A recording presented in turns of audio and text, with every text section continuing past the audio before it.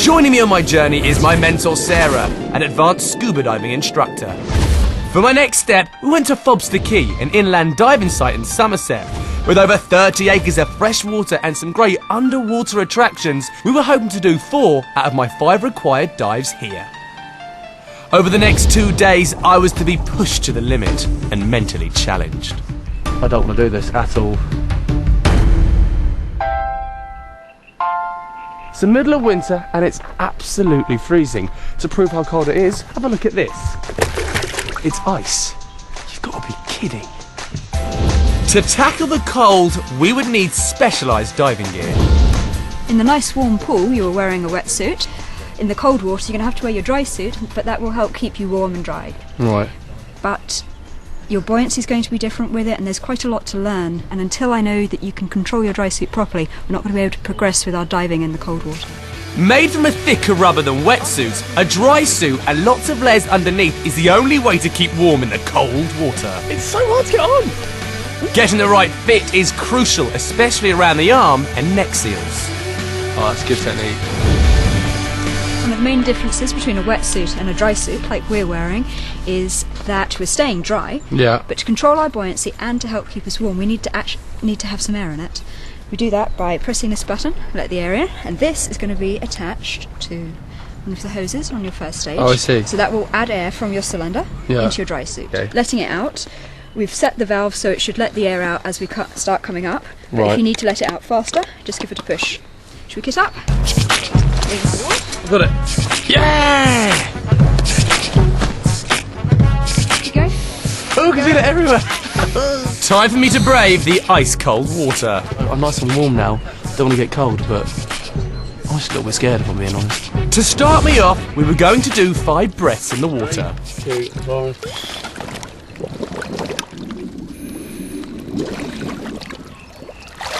That is like nothing I've ever felt. It is so cold, it hurts. I can't have my eye. You know when you eat an ice cream, that pain when you eat an ice cream, that's freezing. Your face will be numb, so it'll be much easier. I'm scared again. What we're going to do is we're going to empty all the air out of your BCD, all the air out of your dry suit, and with you breathing off your reg, and then you're going to breathe out, and hopefully you're going to gradually sink down. Okay. We were going down to 6 metres, twice the depth I'd done in the pool. But there was a slight problem. I couldn't even get underwater because I didn't have enough weight around my waist. It's so hard. I can't get my feet down.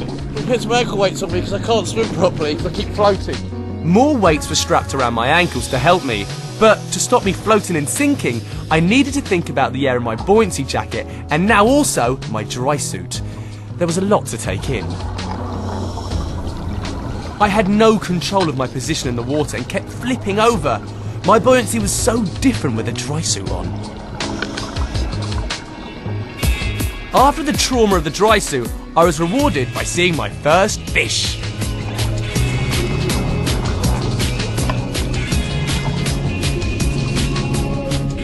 Right, so they say that your first diving experience is the one that you remember. It's like your first day at school. I think I will remember that.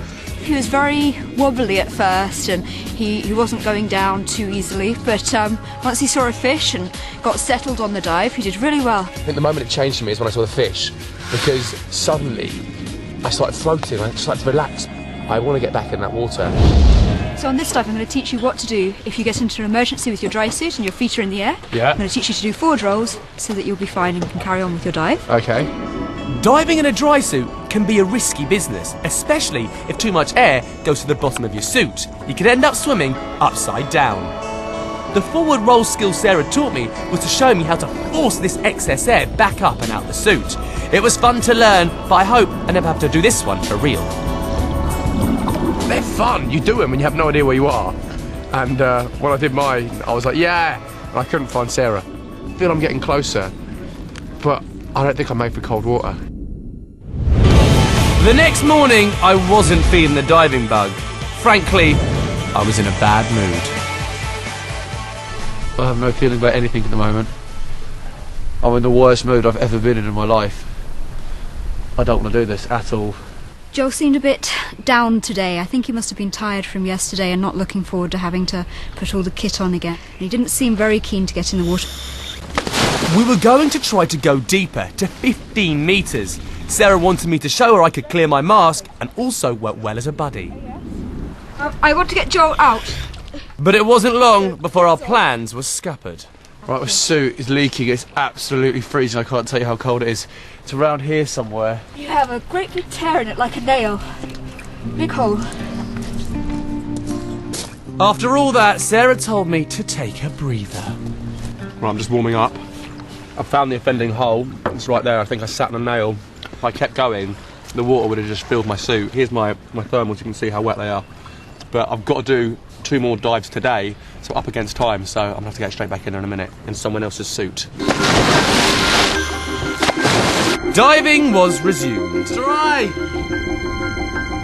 We got the skills out the way first, so the bit he was looking forward to the least was done. Got in there, took my mask off and thought, okay, that's it, I've had enough now. When you're diving in cold conditions, it is tough, and I was really finding it hard. Much to my surprise, there was a cockpit of a plane beneath the lake. It was radical. It was a long dive, and it had taken its toll. I'm freezing. So hot. I can't say anything. I'm soaking. Water, every time I kept leaning back, because it's not my suit, water kept creeping into my back, ice cold water. It's so cold, and I can't feel my lips. Oh, I can see the reflection, I'm drooling. Oh no. My final challenge of the day was by far the most difficult. I was going to have to lead the dive. Leading the dive was a massive responsibility. Not only would I have to navigate, but I also had to look after my buddy Sarah. We were going deeper. It was going to get colder and darker. Surprisingly, I managed to lead Sarah back to the plane. I also remembered one of the most important rules of diving, looking after and communicating with my buddy. I was very pleased with the way Joel led the dive on the way out. He was checking my air, he was checking I was okay all the time. And he's becoming a much more reliable dive buddy. I should have known that something was going to go wrong. One of my fins came off and made me lose track of where we were. The visibility in the water went from bad to worse. For someone with no sense of direction, I thought I'd done pretty well, although I have to admit, we got lost on the way back. Luckily, I had Sarah with me. Dive over, it was back to the surface, but I still wasn't in the best of spirits. A bit disappointed that I couldn't navigate, and it brings it back that, you know, in the Maldives it's going to be really tricky, because I've still got a lot to work on, so there's a bit of food for thought there. And now I'm going to try and warm myself up, see what Sarah has to say. There you go, then. Oh, thank you very much. That was hard. That was so hard. You didn't do too badly leading the dive. You were checking on my air, you were checking if I was okay. So your next challenge, you have to do one more open water dive to become a BSAC ocean diver, a qualified diver. And we're going to do that dive in the sea. The sea? The sea off Plymouth. We're going to do a wreck dive. That's Well, your amazing. ultimate challenge is a night dive on a wreck. So Yeah. we're going to start by doing a day dive on a wreck in the UK. Cool, that'd be amazing. Diving in the open water was a lot harder than I'd imagined, although I still think I will have so much more to face when I do my next dive in the sea.